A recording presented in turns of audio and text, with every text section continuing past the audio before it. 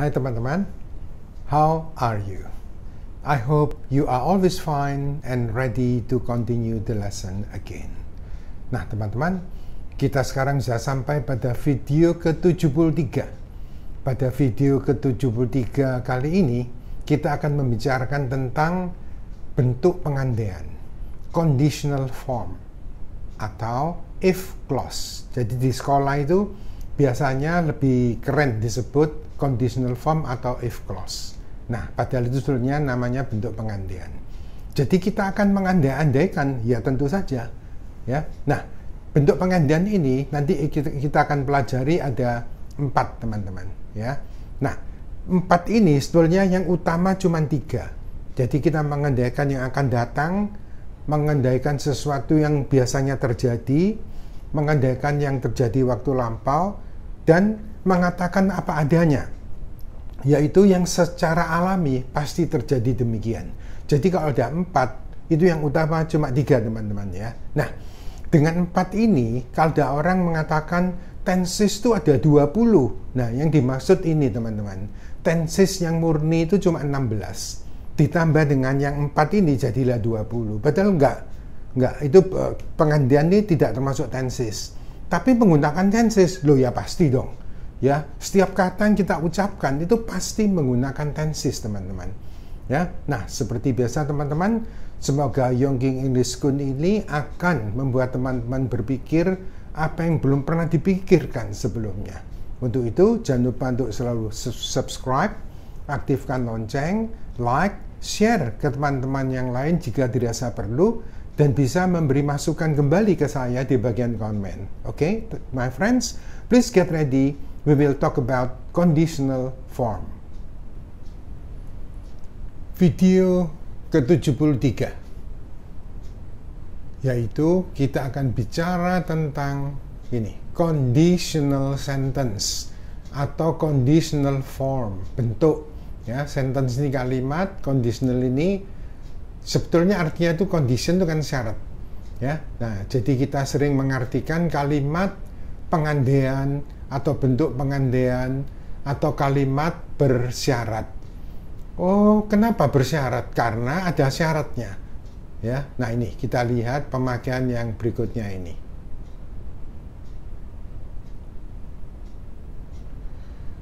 Conditional sentence ini ya, biasanya juga disebut if clause ya. Clause itu anak kalimat. Jadi if clause itu anak kalimat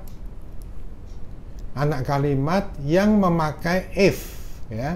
Nah ini anak kalimat yang memakai if, yaitu ya suatu kalimat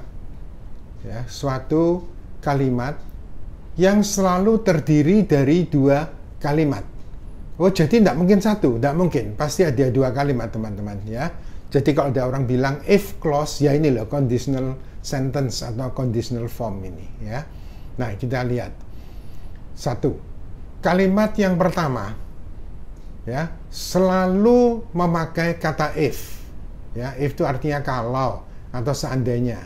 Yang mana merupakan persyaratan dari kalimat kedua.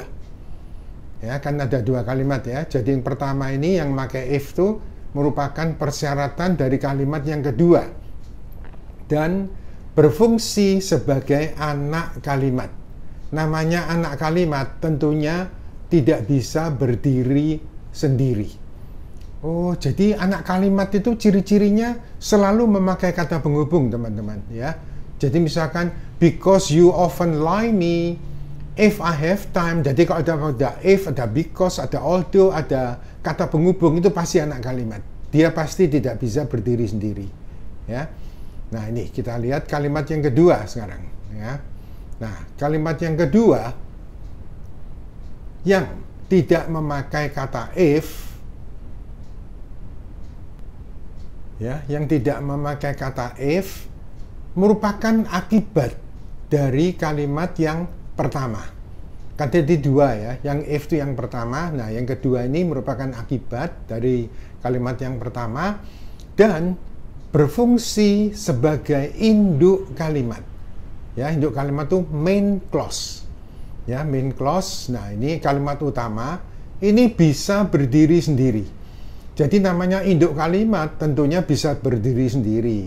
Tapi kalau anak kalimat tidak bisa, dia harus ada induknya dulu. Yang pakai if tadi anak, ya.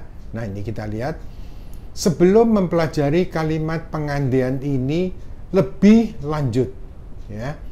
Nah adalah lebih baik ini. Jadi sebelum mempelajari ya pengandaian lebih lanjut, lebih baik apabila kita mengetahui lebih dulu bentuk present tense after if. Masih ingat ya? Present tense itu selalu subjek plus verb ke satu. Kalau ada verbnya, kalau tidak ada berarti to be-nya am, is, are plus no verb. Biasa ya, present tense. Nah, present tense after if ini berarti present tense ya, bentuk biasa ya, bentuk kebiasaan. Nih, present tense sesudah kata if ya. Ini, present tense sesudah if di bawah ini yang bunyi rumusnya adalah sebagai berikut. Nah, sayangnya teman-teman, present tense after if ini sering tidak diajarkan di sekolah. Padahal ini penting sekali. Biar kita tahu, oh jadi present tense sesudah if itu pasti berfungsi seperti ini. Ini kita lihat ya. Setiap bentuk present tense, ya masih ingat ya present tense tadi, verb 1 atau am, is, are plus no verb, yang dipakai sesudah kata if ini kalau, jika, seandainya ya. Nah, jadi present tense dipakai sesudah kata if ini selalu menunjukkan future tense ya. Tahu ya, future tense itu waktu akan datang. Nah, waktu akan datang itu will atau shall ya diikuti verb 1. Atau kalau nggak ada verbnya berarti be plus no verb. Itu pasti teman-teman ya. Jadi present tense yang sesudah if pasti menunjukkan future. Pasti itu ya, waktu akan datang tanpa kata will atau shall lagi. Jadi sesudah kata if tidak boleh memakai will atau shall ya. Jadi misalkan if I have time, jangan if I will have time, jangan, karena sudah if itu tidak boleh memakai will atau shall. Di sini sangat penting teman-teman ya. Jadi present tense sesudah if menunjukkan future tanpa will atau shall lagi ya. Nah ini present tense after if namanya, meskipun di sekolah nggak diajarkan, tapi teman-teman saya ajari dulu di sini ya. Kita lihat, perhatikan contoh di bawah ini. 1, if your sister comes, jangan lupa ya, si, it, s-nya jangan lupa. If your sister comes here tomorrow, she will get a very big surprise. Nah, kita lihat artinya, jika ya saudara perempuanmu datang ke sini besok. Nah, mungkin teman-teman lihat, loh ini tomorrow kok nggak pakai will ya? Yang betul itu tomorrow pakai will teman-teman. Tapi kan tadi saya tak ajarkan present tense sesudah if. Jadi if your sister comes di sini sudah berarti will come teman-teman. Karena sesudah if itu tidak boleh pakai will. Nangkep ya? Jadi if comes, ya ini berarti will come. Walaupun ada tomorrow, tetap tidak boleh pakai will. Satunya harus, ya. She will get a very big surprise. Nah, jadi jika saudaramu datang ke sini besok, dia akan mendapat kejutan yang sangat besar. Oh, jadi ini kejadian tomorrow. Iya, betul. Ya, memang type 1 ya ini ya, nanti kita lanjutkan lagi. Saya cuma memberi contoh present tense after if ini ya. Oh, jadi setelah if tidak boleh pakai will, tidak boleh ya. Sekarang tak balik. Contoh kedua, we shall remain at home. Remain ini artinya stay teman-teman ya, tinggal. We shall remain at home again if it rains tonight. Ya, nah jadi kita akan tinggal di rumah lagi. Oh ini akan ya, ya ini ada will-nya kan, ada shall sama ya, shall untuk I dan we kan. Kita akan tinggal di rumah lagi jika hari hujan nanti malam. Oh jadi nanti malam tuh akan datang, oh yes. Ya tapi belum kejadian ini. Tapi sesudah if ini maka rains ini sudah menunjukkan will rain. Ya. Seperti saya katakan tadi bahwa ada 4 macam bentuk pengandaian. Tapi yang utama hanya 3 saja, ya. Nah, yang satu itu sebagai pengetahuan, ya.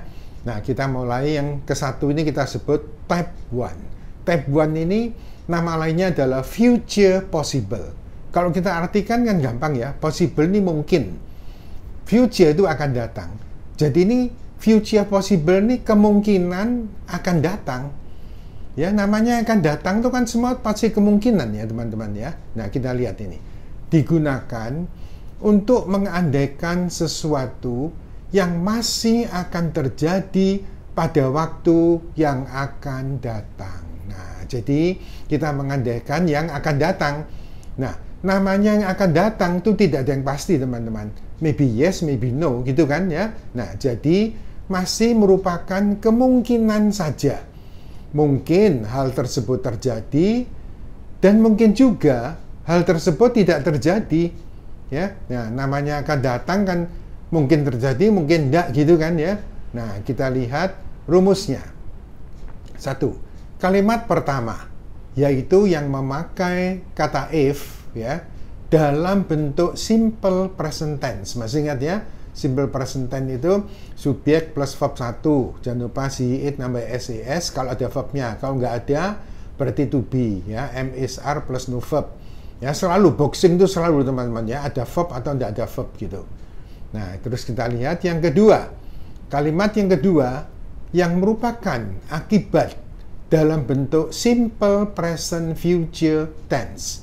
Ya, kita tahu ya future itu akan datang, present berhubungan dengan waktu sekarang. Nah, rumusnya will atau shall plus verb 1. Kalau ada verbnya, kalau tidak ada berarti be plus no verb.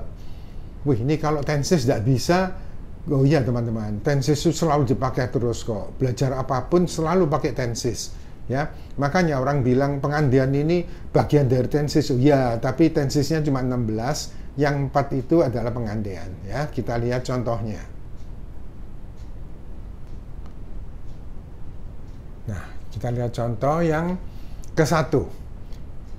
If he has spare time tomorrow, he will help us again. Ya, nah ini artinya kita lihat ya, jika atau seandainya dia ada waktu, asalnya have, si, he, it tambah s jadi has ya. Jika dia ada waktu luang besok, dia akan menolong kita lagi. Nah, mungkin dia ada waktu luang. Mungkin loh ya. Nah, mungkin dia ada waktu luang besok dan mungkin juga dia tidak ada waktu luang besok ya. Nah, jadi pengandaiannya itu kalau dia ada waktu luang, apa akibatnya? Nah, kalau dia ada waktu luang besok, dia akan menolong kita lagi. Jadi syaratnya ini dulu, kalau dia ada waktu luang besok, ya akan datang kan? Kita lihat contoh kedua. We shall go for a picnic if the weather is fine next Sunday. Ya, nah kita akan pergi berpiknik jika cuacanya baik hari Minggu depan. Hari Minggu depan kan masih akan datang. Mungkin cuacanya baik ya minggu depan ya. Mungkin cuacanya baik hari Minggu depan dan mungkin juga cuacanya tidak baik. Kan kita tidak tahu hari Minggu depan kan. Nah, itu syaratnya cuacanya baik. Kenapa kalau cuacanya baik kita akan pergi berpiknik ya. Nah, kita lihat lagi contoh yang ketiga. If our chief knows about this next time, we will surely be scolded or fired. Ya, nah ini kita lihat. Jika pimpinan kita tahu, jangan lupa si it nambah s ya, tahu tentang ini lain kali, ya. Nah, ini kita akan pasti dimarahi atau dipecat. Ini ya kesalahan fatal ini teman-teman ya. Semoga aja tidak tahu pimpinannya. Nah ini mungkin pimpinan kita tahu tentang ini lain kali dan mungkin juga pimpinan kita tidak tahu tentang ini ya. Nah semoga aja tidak tahu, karena kalau pimpinan kita tahu lain kali kita akan pasti dimarahi atau dipecat loh ya. Nah mengandaikan akan datang lagi ya. Keempat, contoh keempat, I will buy your friend's car if the condition is still very good. Nah, saya akan membeli mobil temanmu jika kondisinya ya, keadaannya masih sangat baik. Ini tidak ada keterangan waktu, tidak harus keterangan waktu teman-teman. Cuma kita tahu namanya will itu kan akan datang kan ya, meskipun tidak menyebutkan waktunya nggak masalah. Nah ininya I-nya I will buy. Satunya enggak, setelah if ini is ini berarti akan datang juga ya. Saya akan membeli mobil temanmu jika keadaannya masih sangat baik. Mungkin keadaannya masih sangat bagus ya. Dan mungkin juga keadaannya tidak bagus. Nah, jadi saya akan beli jika bagus. Kalau jelek, ya tidak beli, teman-teman.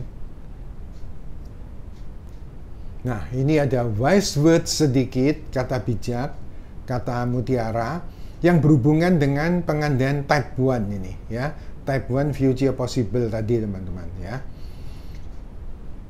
If we learn anything regularly and seriously, we will surely be good at it. Ya, nah kita lihat ini. Jadi jika kita belajar apapun, teman-teman ya bahasa Inggris, ya gitar, ya semua, ya belajar bahasa Inggris dengan teratur dan dengan sungguh-sungguh. Ya, jangan lupa loh syaratnya kalau kita belajar dengan teratur dan dengan sungguh-sungguh, kita akan pasti bagus. Ya, we will surely be good. Ya, pakai B nggak ada verbnya ya. Kita akan pasti bagus dalam ilmu yang kita pelajari tadi. Oh, jadi syaratnya apa? Untuk bagus tuh. Kita akan bagus kalau kita belajar dengan sungguh-sungguh dan dengan sungguh-sungguh dan dengan teratur. Oke? Nah, teman-teman, ternyata bentuk pengandaian itu sering dipakai nggak? Sering, teman-teman. Ya, kan sering kita bilang, saya nggak janji ya. Tapi kalau besok saya ada waktu luang, saya akan ngajak kamu pergi. Nah, gini, saya tidak janji. Tapi kalau saya ada uang lain kali, saya akan menjami kamu. Nah, tapi tidak janji loh, kan masih akan datang kan. Mungkin saya ada uang, mungkin tidak. Mungkin saya ada waktu luang, mungkin tidak. Sering dipakai pengandaian ini, teman-teman. Ya, nah, teman-teman, kita telah selesaikan bentuk pengandaian type 1 atau future possible. Ya, nah untuk berikutnya kita akan selesaikan bentuk pengandaian yang type 2 dan yang lain-lainnya. Nah teman-teman, I think it's enough for now and it's time to say goodbye and we will meet again next time, and thanks for watching and learning or studying from Yongkini School. Goodbye and see you again.